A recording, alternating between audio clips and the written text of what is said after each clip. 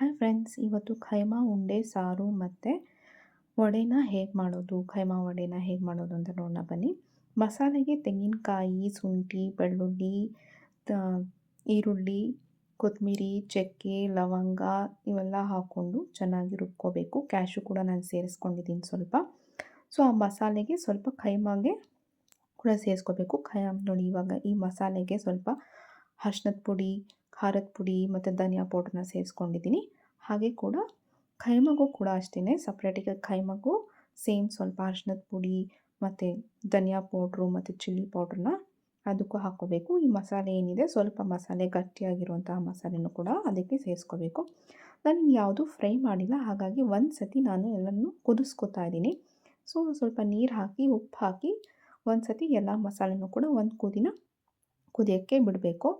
ಅದು ಒಂದು ಸತಿ ಕುದ್ದಾದಮೇಲೆ ಮತ್ತೆ ನಾವು ಬೇರೆ ಮಾಡ್ಕೊಳ್ಳೋಣ. ಅದು ಕುದೀತಾ ಇರಲಿ, ಅಷ್ಟರಲ್ಲಿ ನಾವು ಇವಾಗ ಮಿಕ್ಸಿ ಮಾಡ್ಕೊಳ್ಳೋಣ. ಈ ಖೈಮಾ ಏನಿದೆ, ಮಸಾಲೆ ಏನು ರುಬ್ಬಿದ್ವಿ ಅದೇ ಜಾರ್ಗೆ ನಾವು ಈ ಖೈಮಾ ಮಿಕ್ಸ್ ಮಾಡಿರೋಂಥ ಖಾರದ ಪುಡಿ ಎಲ್ಲ ಹಾಕಿ ಮಿಕ್ಸ್ ಮಾಡಿದ್ವಲ್ಲ ಆ ಜಾರ್ಗೆ ಹಾಕ್ಕೊಂಡು ರುಬ್ಕೊಳ್ಳೋಣ.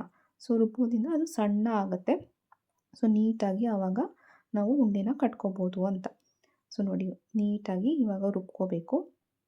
ರುಬ್ಬಾದ್ಮೇಲೆ ನಾವಿವಾಗ ಉಂಡೆ ಕಟ್ಕೊಳ್ಳೋಣ. ಇಲ್ಲಿ ನಾವು ಉಂಡೆ ಕಟ್ಟಬೇಕಾದ್ರೆ ಮಾತ್ರ ನಾವು ಕಡಲೆನ ನಾವು ಯೂಸ್ ಮಾಡಿದ್ದೀವಿ. ಆ ಮಸಾಲೆಗೆ ನಾವು ಯಾವುದೇ ಕಾರಣಕ್ಕೂ ಕಡಲೆನ ಯೂಸ್ ಮಾಡಿಲ್ಲ. ನೀವು ಜಾಸ್ತಿ ಯೂಸ್ ಮಾಡಿಬಿಟ್ರೆ ಉಂಡೆಗೆ ಗಟ್ಟಿ ಆಗಿಬಿಡುತ್ತೆ. ಸೊ ಸ್ವಲ್ಪನೇ ಯೂಸ್ ಮಾಡಿದ್ರೆ ಸಾಫ್ಟಾಗಿರುತ್ತೆ. ಸೊ ಇವಾಗ ನಾವೊಂದು ಕುಕ್ಕರಲ್ಲಿ ನಾನು ಸ್ವಲ್ಪ ಎಣ್ಣೆನ ಹಚ್ಕೊತಾ ಇದ್ದೀನಿ. ಅಪ್ಲೈ ಮಾಡಬೇಕು ಚೆನ್ನಾಗಿ. ಸೊ ಅಪ್ಲೈ ಮಾಡಿ ಅದರ ಮೇಲೆ ನಾವು ಉಂಡೆನ ಇಟ್ಕೋಬೇಕಾಗತ್ತೆ. ಸೊ ಹಾಗಾಗಿ ಯಾವುದೇ ಕಾರಣಕ್ಕೂ ಸ್ಟಿಕ್ ಆಗಲ್ಲ ಅಂತ. ಸೊ ನೀಟಾಗಿ ಜೋಡಿಸ್ಕೊಂಡು ನಾವು ಇವಾಗ ಸ್ಟವ್ ಮೇಲೆ ಇಟ್ಟು ಅದಕ್ಕೆ ಸ್ವಲ್ಪ ಎಣ್ಣೆನ ಸೇರಿಸ್ಕೊತಾ ಇದ್ದೀವಿ. ಸೊ ಎಣ್ಣೆನ ಸೇರಿಸಿ ಆದಮೇಲೆ ಸ್ವಲ್ಪ ಕಸೂರಿ ಮೇಥಿನ ಹಾಕ್ಕೋಬೇಕಾಗತ್ತೆ. ಸೊ ಈ ಟೈಮಲ್ಲಿ ನೀವು ಮಾಮೂಲಿ ಮೆಂತ್ಯ ಸೊಪ್ಪಿದ್ರೂ ಹಾಕ್ಕೋಬೋದು. ಸೊ ಕಸೂರಿ ಮೇಥಿನೂ ಕೂಡ ಹಾಕ್ಕೋಬೋದು. ಕಸೂರಿ ಮೇಥಿ ಹಾಕಿ ಸ್ವಲ್ಪ ನೀರನ್ನ ಕೂಡ ಸೇರಿಸ್ಕೊತಾ ಇದ್ದೀನಿ. ಸೊ ಒಂದು ನಿಮಿಷ ಅದನ್ನು ಕುದಿಯೋಕ್ಕೆ ಬಿಡಬೇಕು. ಈ ರೀತಿ ಮಾಡೋದ್ರಿಂದ ನಿಮ್ಮ ಉಂಡೆ ಸಾರು ಯಾವುದೇ ಕಾರಣಕ್ಕೂ ಒಡೆಯೋದಿಲ್ಲ ಅಂತ. ನೋಡಿ, ಒಂಚೂರು ಒಡಿದೆ. ಇವಾಗ ನಾವು ಏನು ಸಾರನ್ನ ಕುದಿಸಿದ್ವಿ ಅದನ್ನು ನಾನಿಲ್ಲಿ ಮಿಕ್ಸ್ ಮಾಡ್ಕೊತಾ ಇದ್ದೀನಿ.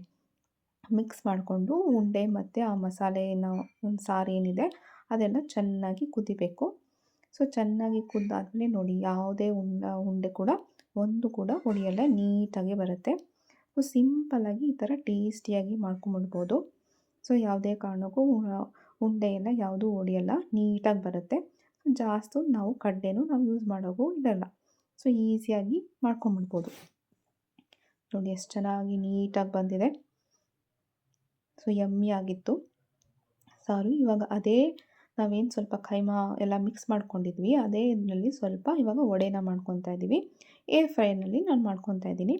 ಸ್ವಲ್ಪ ಆಯಿಲ್ನ ಅಪ್ಲೈ ಮಾಡಬೇಕಷ್ಟೇ. ಇದಕ್ಕೆ ಜಾಸ್ತಿ ಆಯಿಲ್ ಯೂಸ್ ಆಗಲ್ಲ ಏರ್ ಫ್ರೈಯಲ್ಲಿ. ಸೊ ನಾನು ಏರ್ ಫ್ರೈ ಮಾಡ್ಕೊತಾ ಇದ್ದೀನಿ.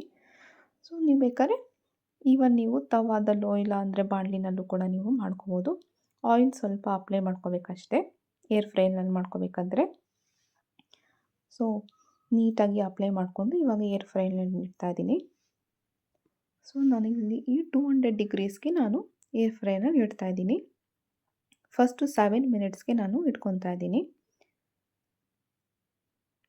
ಅದಕ್ಕೆ ಒಂದು ಸಪ್ರೇಟಾಗಿ ಸಿಲಿಕಾನ್ ಮೋಲ್ಡ್ ಇಟ್ಕೊಂಡ್ಬಿಟ್ರೆ ನೀವು ನಾನ್ ವೆಜ್ಗೆ ಅಂತಲೇ. ಸೊ ಸಪ್ರೇಟಾಗಿ ಈ ಥರ ನೀವು ಯಾವುದೇ ಒಂದು ನಾನ್ ವೆಜ್ ಮಾಡ್ಕೋಬೇಕಂದ್ರೆ ಆ ಸಿಲಿಕಾನ್ ಮೋಲ್ಡಲ್ಲಿ ಮಾಡ್ಕೊಬೋದು. ವೆಜ್ಜಿಗೆ ಬೇರೆ, ನಾನ್ ವೆಜ್ಜಿಗೆ ಬೇರೆ ಇಟ್ಕೋಬೋದು. ಸೊ ನೋಡಿ, ಇವಾಗ 7 ಮಿನಿಟ್ಸ್ ಆಗಿದೆ. ಸೊ ಇವಾಗ ರಿವರ್ಸ್ ಮಾಡಬೇಕು. ಸೊ ರಿವರ್ಸ್ ಮಾಡಿ ಈ ಥರ ಉಲ್ಟಾ ಮಾಡ್ಕೋಬೇಕು. ಉಲ್ಟಾ ಮಾಡಿ ಮತ್ತೆ ಒಂದು 8 ಮಿನಿಟ್ಸ್ಗೆ ನಾವು ಇವಾಗ ಸೆಟ್ ಮಾಡೋಣ. 8 ಮಿನಿಟ್ಸ್ಗೆ ಮತ್ತೆ ಇಟ್ಟರೆ ಅದು ನೀಟಾಗಿ ಫ್ರೈ ಆಗಿಬಿಡುತ್ತೆ.